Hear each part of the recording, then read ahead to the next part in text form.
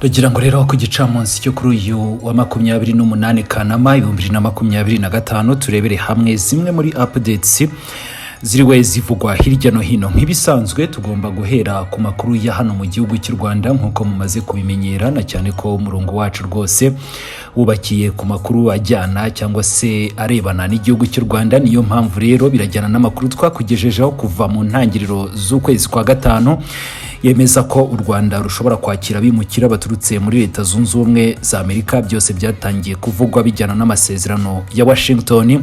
Uyu munsi rero niwo koko u Rwanda rwakiriye abimukira ba mbere baturutse muri Leta Zunze Ubumwe za Amerika. Tugiye kuba tugaruka kuri ayo makuru mu buryo burambuye, ariko kandi ntabwo ari ayo makuru yonyine nza kugarukaho muri iyi nkuru yacu. Ndaza no kwerekeza muri Kivu y'Amajyepfo nkubwire ko uruhande rwa Leta Repubulika Iharanira Demokarasi ya Kongo uyu munsi rwiriwe rukoresha ibitwaro karahabutaka birimo na za drone. Reba hasi handitse subscribe, na amakuru menshi cyane kandi ashingiye ku kuri uzajya ukomeza kubonera ku gihe. Reka rero nanjye ntizimbye mu magambo mere kuri aya makuru y'abimukira. N'u Rwanda rwakiriye abimukira barindwi baturutse muri Leta Zunze Ubumwe za Amerika nka bimwe mu bikubiye mu masezerano ibihugu byombi biherutse kugirana. Ni amakuru yatangajwe n'umuvugizi wa guverinoma y'igihugu cy'u Rwanda Yolande Makoro, aho yagize ati itsinda ry'abantu barindwi bagenzuwe ndetse bakanemezwa ryageze mu gihugu cy'u Rwanda hagati muri Kanama 2025.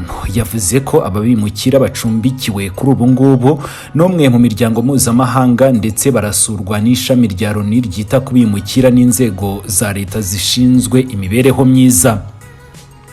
Umuvugizi wa guverinoma y'igihugu cy'u Rwanda Yolande Makoro yavuze ko abimukira ngo batatu kuri ubu ngubu barifuza gusubira mu bihugu byabo bakomokamo, ni mu gihe abandi bane bifuza gukomereza ubuzima bwabo hano mu gihugu cy'u Rwanda. Ntabwo ariko nanone batangaje ibihugu bakomokamo. Yolande Makoro ati hatitawe ku byo bakeneye by'umwihariko bose bazahabwa ubufasha bukwiriye ndetse barindwe na guverinoma y'igihugu cy'u Rwanda nk'abandi baturarwanda bose. Tukibukiranya ko mu ntangiriro za Kanama 2025 nibwo hatangajwe ko u Rwanda rugiye kwakira abimukira 250 baturutse muri Leta Zunze Ubumwe za Amerika, hari nyuma yuko ibihugu byombi bisinya amasezerano yashyizweho umukono muri Kamena 2025 binyuze mu biganiro by'impande zombi. U Rwanda rushobora no kuzongera umubare w'abimukira bazaruzamo bakaba banarenga nyina abo 250. Ababimukira ntabwo bazaguma mu gihugu cy'u Rwanda mu gihe batabyifuza, ahubwo bashobora koherezwa mu bindi bihugu. Nta mwimukira u Rwanda ruzakira ufite igihano agomba kurangiza muri Leta Zunze Ubumwe za Amerika, kuko ibihugu byombi bidafitanye amasezerano yemerera imfungwa zakatiwe mu gihugu kimwe kurangiriza igihano mu kindi gihugu. Abazakirwa barangije ibihano byabo, abadafite ibyaha bakurikiranyweho ndetse n'abataratorotse cyangwa se ngo babe barakoze ibindi byaha bitandukanye bijyana n'ihohotera cyangwa se n'ibindi. U Rwanda rufite uburenganzira bwo kwemeza buri mwimukira wasabiwe kuzanwa hano mu gihugu cy'u Rwanda, cyangwa se u Rwanda rukagaragaza ko rutamwifuza. Abemejwe bazajya bahabwa amahugurwa y'umurimo, serivisi z'ubuzima ndetse naho kuba kugira ngo batangire ubuzima bwabo mu gihugu cy'u Rwanda. Ikindi kandi banagira amahirwe yo kugira uruhare mu rugendo rw'iterambere ry'igihugu cy'u Rwanda cyo kimwe neza nk'abandi banyarwanda.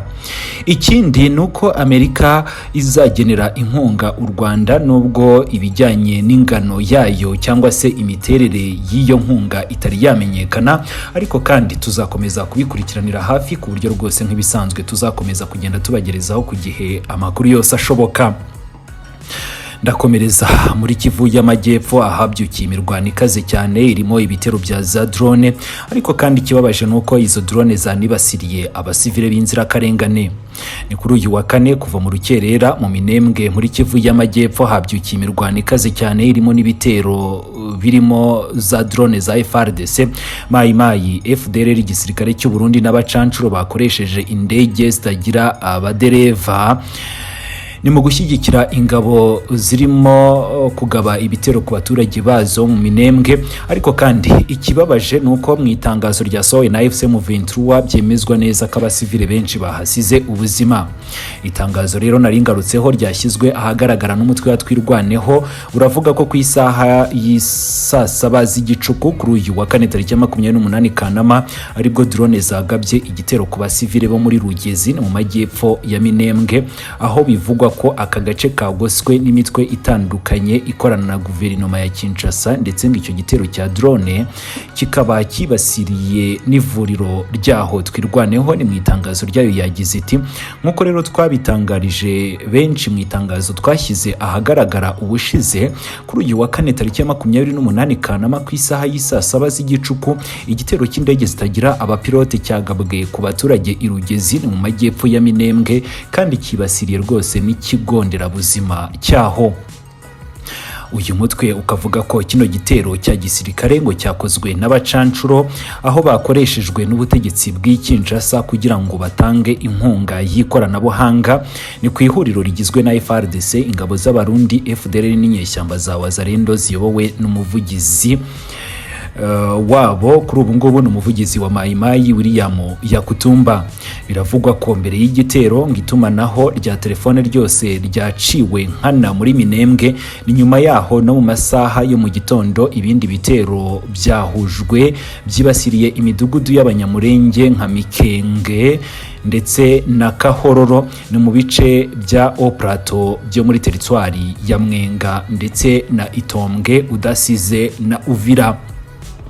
Amakuru yemeza ko Kinshasa yari yatanze amabwiriza yo kugaba iki gitero gisa nk'ikibasiriye imidugudu yose ituwe n'abanyamurenge ni mu karere ka Minembwe. Ibi bikorwa byerekana neza ko ubutegetsi bwa Perezida Tshisekedi Chilombo n'ababushigikiye cyangwa se aburi inyuma ko bose bashyize imbere intambara aho gushyira imbere ibiganiro by'amahoro biri kubera i Doha cyangwa se bikomeje aho.